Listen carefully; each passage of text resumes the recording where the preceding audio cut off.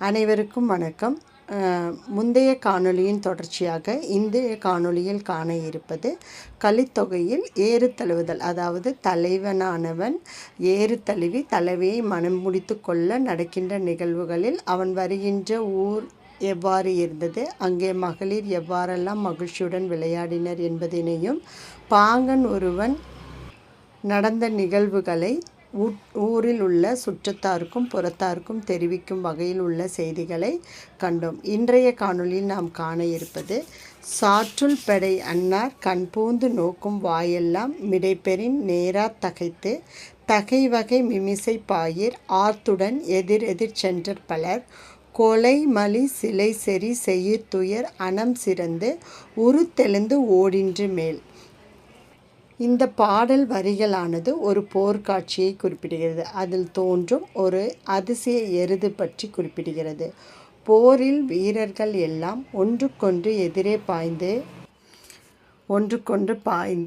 ஆயுதங்கள் மோத பலர் காயமடைந்து விடுகின்றனர். இந்த காட்சியானது ஜல்லிக்கட்டு நிகழ்வில் நடக்கின்ற நிகழ்வினை ஒத்து காணப்படுகிறது.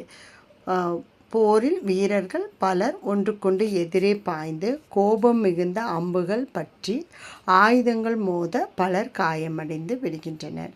அதனை எழுந்தது துகள், ஏற்றனர் மார்பு, கவிழ்ந்தன மறுப்பு, கலங்கினர் பலர். அவருள் மலர் பழி புகழ் எழ அலர் மலி மணிப்புரை நிமிர்தோல் பிணையே. அதாவது எருதானது செருக்குடன் அந்த மைதானத்தில் வந்து நிற்பது போலவும், அங்கே வீரர்கள் அதனை அடக்கும் பொருட்டு ஒருவருக்கொருவர் முட்டி மோதி காளையை அடக்கின்ற காட்சியினை எடுத்து இயம்புகிறது.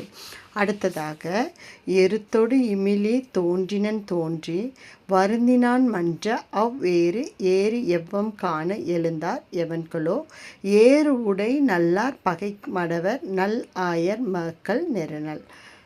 இந்த பாடலின் வரிகள் என்று பார்க்கும்போது, அந்த நெருக்கடியான சூழலில் மலர்களினால் அலங்கரிக்கப்பட்ட மணி ஒளி எழுப்பும் அணிகளுடன் கூடிய ஒரு எருதானது, அழகிய எருது திடீரென தோன்றி அவ்விடத்தில் நிற்கிறது. எருத்தோடு இமிலை தோன்றி வருத்தினான் மன்ற அவ்வேறு எவ்வம் காண எழுந்தார் எவன்களோ ஏறு உடை நல்லார் பகை மடவரே நல் ஆயர் மக்கள் நெருநல். ஆயர்கள் கூடி இருக்கக்கூடிய அந்த பொது மன்றத்தில் எருது அலங்கரிக்கப்பட்டு முன்னே வந்து நிற்கிறது. அடுத்ததாக அடல் ஏற்றெருந்து இருத்தார் கண்டும் மற்ற இன்றும் உடல் ஏறு கோல் சாற்றுவார் ஆங்கு இனி தன்னுமை பாணி தளராது எழுதுக பன்னமை இன்சீர் குரவையில் தென்கண்ணி. அடல் எற்றெருத்து இருத்தார் கண்டும் மற்ற இன்றும் உடல் ஏர்கொள் சாற்றுவார் ஆங்கு இனி தன்னுமாய் பாணி தளராது எழுக பண் இமை இன்சீர் குரவையில் தென்கனி. பாடல் வரிகளான இதற்கு பொருள் என்று பார்க்கும்போது, மலர்களால் அணியப்பட்ட காலை கட்டுப்படுத்திய திறமையான ஆயர் மக்கள் இன்று எருதை கூட சமாளிக்க முடியாமல் இருப்பதை பற்றி பேசுகிறது. எருதானது மிகுந்த செருக்குடன் அங்கே வந்து நிற்கிறது. மக்கள் அதனை எவ்வாறு சமாளிப்பது, எவ்வாறு அந்த காளையை அடக்கி வெற்றி கொள்வது என்பதை குறித்து சிந்தித்து அடக்க முடியாமல் திணறி இருப்பதை காண்கிறது.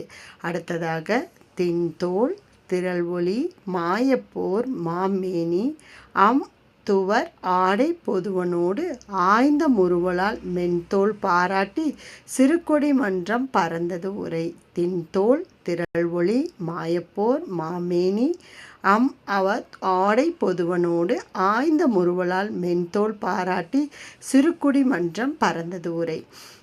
அங்கே ஒரு அதாவது முல்லை நிலத் தலைவன் ஒருவன் முல்லை நிலத் தலைவியை திருமணம் செய்து கொள்ளும் பொருட்டு அங்கே வருகிறான். அங்கே வந்தவன் அந்த எருதினை அடக்கி தலைவியை மனம் கொள்ளும்போது மக்கள் அவர்கள் வழக்கத்தில் ஒன்றான குரவை கூத்தாடி தங்களது மகிழ்ச்சியை வெளிப்படுத்துவதாக இறுதியாக அமைந்துள்ளது. குரவை குழுவில் அழகிய பெண்கள் புன்னகையுடன் வலிமையான தோள்களை உடைய வீரரை பாராட்டி அவரது திறமையை குறித்து மகிழ்ச்சியுடன் கூறுவதாக பாடலின் செய்தியானது அமைந்துள்ளது. இவ்வாறாக கலித்தொகை அகம் சார்ந்த நூல்களுள் ஒன்றாக போற்றப்படுகிறது. இதனை கற்றறிந்தார் ஏற்றும் களி என்றும் கல்வி வளவார் கண்ட களி என்றும் சிறப்பு பெயரால் பெறுகிறது. ஏறு தழுவி தான் நினைத்த தலைவியை தலைவன் திருமணம் செய்து கொள்ளும் ஒரு பண்பாட்டு முறையும் பழக்க வழக்க முறையும் வாழ்வியல் முறையும் சங்ககால தமிழர் சமூகத்தில் தமிழர் வாழ்வியல் முறையில் இருந்தது என்பதனை குறித்து இந்த நூல்களின் வழியாக கண்டோம். வேறொரு நூலில் மற்றொரு நிகழ்வினை குறித்து காணலாம். நன்றி, வணக்கம்.